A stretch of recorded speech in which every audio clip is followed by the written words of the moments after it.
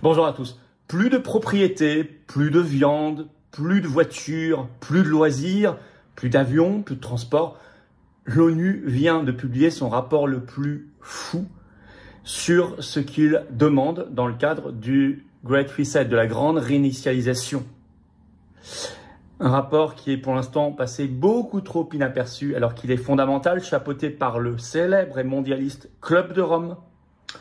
Je vais vous expliquer, qui se fonde sur 3 autres rapports qui sont des émanations mondialistes. Je vais vous expliquer tout cela et qui est complètement cohérent avec ce que veulent faire les mondialistes. Vous allez retrouver là-dedans notamment le pass carbone, sous couvert d'écologie et en fait d'escrologie, car le but c'est quoi? C'est de préserver justement le modèle économique mondialiste, notamment le libre-échange, qui sont extraordinairement pollueurs. On fait peser sur les braves gens des contraintes, des interdictions, on gère leur vie au millimètre pour préserver un modèle mondialiste qui enrichit quelques milliardaires et qui est, lui, la vraie source de la pollution. Vous voyez la perversité? C'est ça l'escrologie. À rebours complet de la vraie politique écologique qui est forcément patriote. Je vous explique tout ce qu'il y a dans ces rapports complètement dingues et ça va être très concret. Vous allez voir, je vais vous lire des extraits. Il y a beaucoup de travail parce qu'il fallait lire tout ça, mais je voulais faire cette vidéo. Merci de la partager donc massivement. Plus de viande, plus de propriété, plus de déplacement.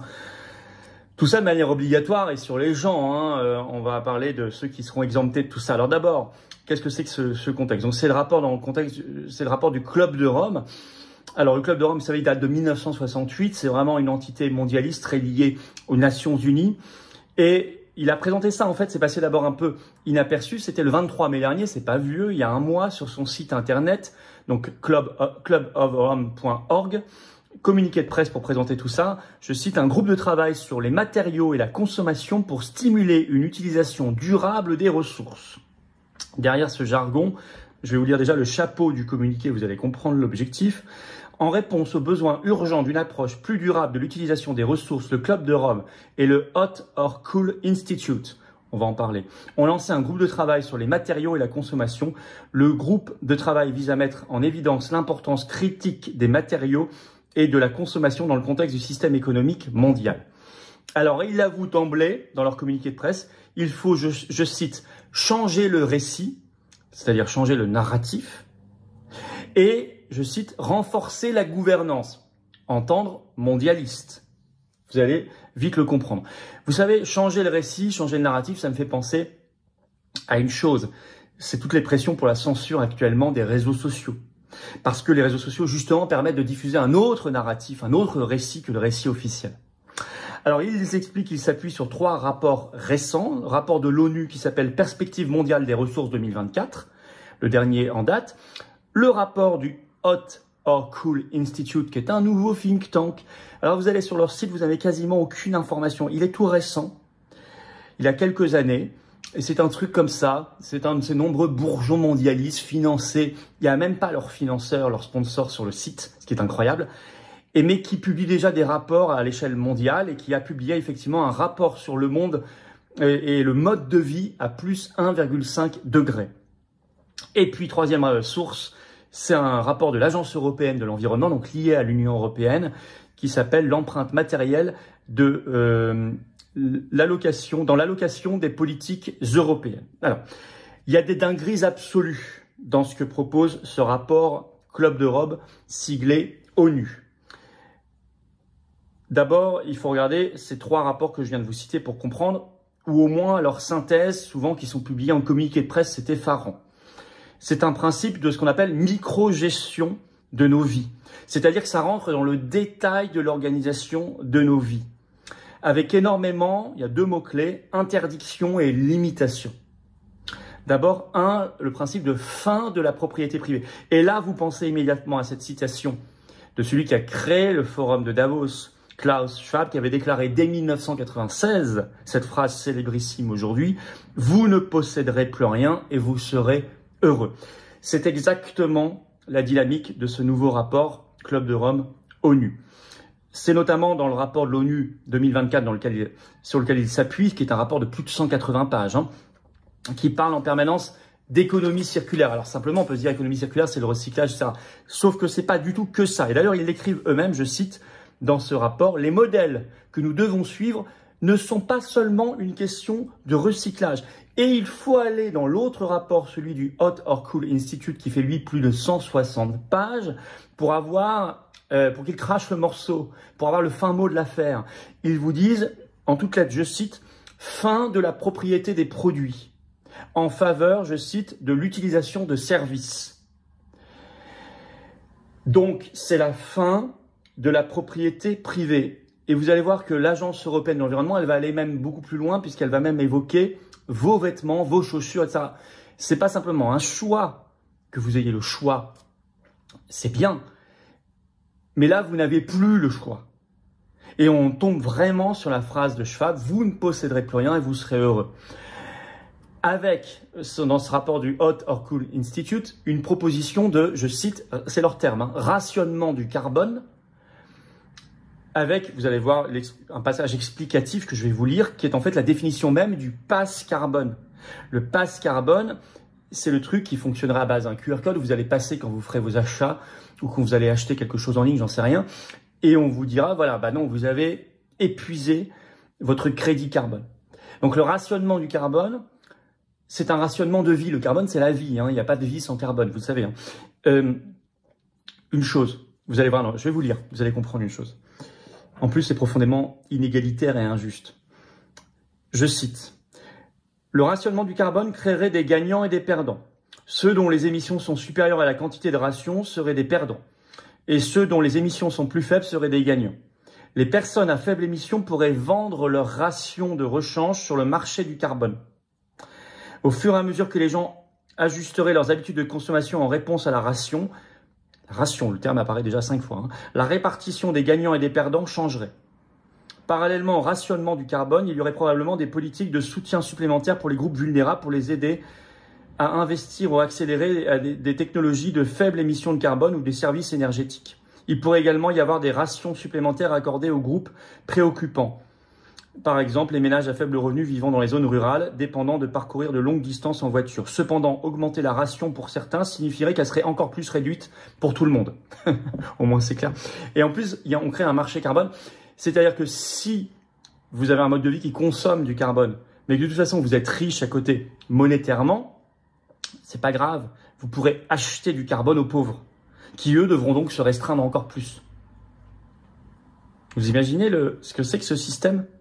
Vous achetez des points de vie, en fait. Réfléchissez bien à tout ça. Alors, effectivement, je le disais, l'Agence européenne de l'environnement, elle, dans son rapport, parle de, je cite, « remplacer la propriété par le partage », y compris pour les vêtements, les chaussures, etc. Alors, on se dit, c'est joli, le partage, bien sûr. Seulement, croyez-vous que ce sera vrai, par exemple, pour les milliardaires? Pour ceux qui, à quelques dizaines d'entre eux, en France, possèdent 40% de toute la richesse du pays. Est-ce que vous pensez qu'ils vont remplacer, eux, la propriété par le partage? Vous y croyez vraiment? Vous croyez qu'ils vont partager leur villa, leur yacht, leur jet? Vous croyez qu'ils vont partager leur compte en banque? Bon.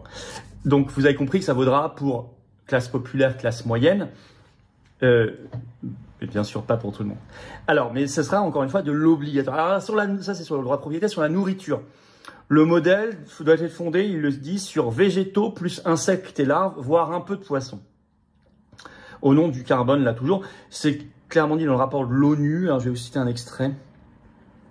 Un régime alimentaire optimisé considéré comme sain et à impact minimal n'inclut pas la viande, comprend du poisson provenant d'une pêche durable pour répondre aux besoins en nutriments en supposant qu'aucun supplément nutritionnel ne soit consommé. Les compositions alimentaires seront similaires, qu'il s'agisse d'optimiser le changement climatique ou les impacts de la biodiversité, mais les régimes respectueux du climat comprendront plus de consommation de légumineuses. Alors là, vous devez articuler ça. Alors, il est écrit le régime doit être presque exclusivement à base de plantes, je cite.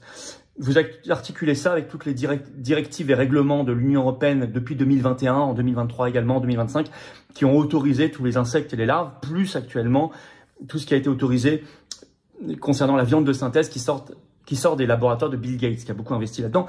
Même si dans ce rapport, il ne parle même pas de viande de synthèse, mais je l'ajoute. En tout cas, vous pouvez articuler ça au droit européen, bien sûr. Simplement, encore une fois, il y a des gens, je sais qui regardent la vidéo, qui font le choix de ne pas manger de viande, etc. Et c'est totalement leur libre choix, parfaitement respectable. Et c'est très très bien qu'il y ait la liberté. Mais là, vous n'êtes plus dans la notion du tout de liberté. Là, c'est une imposition. Régime végétaux plus insectes larves.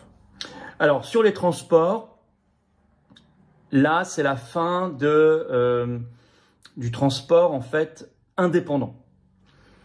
Et même des loisirs en général, c'est ce qui est écrit dans le rapport du Hot or Cool Institute. Je cite, « Les programmes de fidélisation de la clientèle qui encouragent les vols fréquents inutiles, les séjours dans des hôtels inutiles doivent être supprimés. » C'est un peu totalitaire leur manière d'écrire, hein. C'est doigt comme ça, voilà. Par exemple, tandis que l'innovation pour des alternatives plus durables doit être modifiée. Bon. Donc, on va vous supprimer les vols, les hôtels, etc., jugés inutiles. Je ne sais pas lesquels sont utiles, lesquels sont inutiles. Ceux vont les milliardaires, j'imagine, qui seront jugés comme utiles. Les hôtels, plus tourisme de monsieur et madame lambda seront jugés probablement inutiles. Les jets seront jugés probablement utiles. Les avions de ligne probablement inutiles. Alors, l'ONU prône dans son rapport la ville 15 minutes, vous connaissez, avec la fin de l'esclavage personnel, une forme d'esclavage, hein, la fin du véhicule personnel, pardon, une forme d'esclavage. Je cite un extrait de ce rapport de l'ONU. Il faut s'éloigner de l'utilisation de la voiture privée. Alors, cet éloignement peut être perçu comme limitant, mais il peut également stimuler la demande de marché pour de nouveaux modèles commerciaux et des options durables, comme des modèles de transport alternatifs, favorisant de nouveaux choix de consommateurs. Les choix durables, écrit le rapport de l'ONU, des consommateurs devraient éviter la surconsommation, remplacer la consommation à fort impact par une consommation à faible impact. Cela induit d'éviter les vols et les voyages en voiture, d'utiliser davantage de transports en commun et de passer à la mobilité électrique pour les distances plus courtes comme les vélos. Oui, mais enfin tout ça, quand vous habitez à la campagne ou dans des villes, c'est très théorique, hein. Mais là, c'est la ville 15 minutes. Alors, dans le Hot or Cool Institute, dans le rapport, ils préconisent de stimuler ce qu'ils appellent le mouvement de la honte volante, c'est-à-dire de stigmatiser ceux qui prennent l'avion. La honte volante, c'est l'avion. Il faut, disent-ils, stimuler ce mouvement de la honte volante, donc voilà, stigmatiser ceux qui prennent l'avion contre ceux qui utilisent l'avion, voilà. Avec beaucoup de préconisations d'interdiction, je vous lis quelques extraits de ce rapport. Élimination progressive des voitures à combustible fossile. Il cite donc en bon exemple la proposition de l'Union européenne pour interdire les véhicules thermiques à partir de 2035. Geler tous les nouveaux projets de construction de routes, carrément. Décourager l'utilisation de la voiture privée. Arrêter l'expansion des aéroports. Voilà. Interdiction des vols court courrier. Voilà, il ne parle pas non plus là des jets privés, hein, il parle pour les avions de ligne. Alors, tout ça. Pendant ce temps-là, dans ces rapports-là, vous n'avez pas un mot du libre-échange. Allez chercher ces produits, vous savez, Mercosur, Inde, demain, allez chercher ces produits à des milliers de kilomètres, les consommer ici, les retraités à d'autres milliers de kilomètres, etc. Ça, vous allez chercher des terres rares, des milliers de kilomètres en Chine, ça c'est la pollution, ça c'est la vraie pollution. Et puis ça saccage la faune, la flore, ça déforeste. Et puis on transporte sur des milliers de kilomètres, on pollue les océans, l'air, les sols. Ça on n'en parle pas. On parle pas non plus de Big Pharma, qui est une industrie très polluante. On parle pas non plus de l'agrochimie terriblement polluante, qui tue des sols même. Non, c'est justement et ça ce sont des bases du mondialisme. On préserve les bases du mondialisme et on fait reporter tout l'effort et même le sacrifice, l'esclavage sur monsieur et madame tout le monde par ces interdictions. C'est la définition même de l'escrologie mondialiste, contre la vraie écologie. Parce que moi, je suis pour le circuit court. Oui, je suis pour le recyclage, je suis pour le bio, je suis pour la qualité, je suis pour qu'on arrête le libre-échange, je suis pour qu'on arrête, qu'on aide tout le monde à transiter vers autre chose que l'agrochimie. Bien évidemment, vous savez à quel point je combats Big Pharma. Donc, ça, c'est l'écologie de la vraie. Sérieuse, mais ça suppose d'affronter le mondialisme et ses lobbies surpuissants. Eux, c'est pas ça. Eux, c'est la mise en esclavage des peuples. Et pendant que vous êtes sous ce régime-là, vous pouvez plus manifester, vous pouvez plus vous révolter, vous pouvez plus protester. On vous ajoute par ailleurs la reconnaissance faciale, le crédit social et l'euro numérique et la boucle est bouclée. Et l'identité numérique, bien sûr. Vous avez compris comment c'est cohérent tout ça. C'est de l'esclavage. Face à cela, il n'y a que la révolte des peuples qui est possible. Il n'y a que la révolte de la souveraineté des peuples, la souveraineté des nations qui est possible. Vous l'avez compris. Et c'est à ce à quoi vous appellent les patriotes et organisent les patriotes. Merci de diffuser la vidéo, elle est très importante, très très importante. Merci pour ça, de vous abonner à cette chaîne YouTube par un petit clic gratuit sur s'abonner, lutter contre la censure et l'invisibilisation qui s'abat depuis quelques jours. Ça recommence en vous abonnant, s'il vous plaît, ou réabonnant, vérifiez à cette chaîne. Venez dans notre grand direct ce vendredi 27 juin à 19 h sur cette chaîne. On a plein de choses à se dire. Venez à la grande manif nationale que nous organisons pour la paix. Dieu sait que c'est important en ce moment. Les Français se lèvent pour la paix. Rendez-vous ce dimanche 29 juin à Paris dès 14 h, place du Palais Royal. Départ du cortège à 15 h. Ça va être extraordinaire. Il y aura un monde fou. Venez très nombreux. Et venez aux patriotes.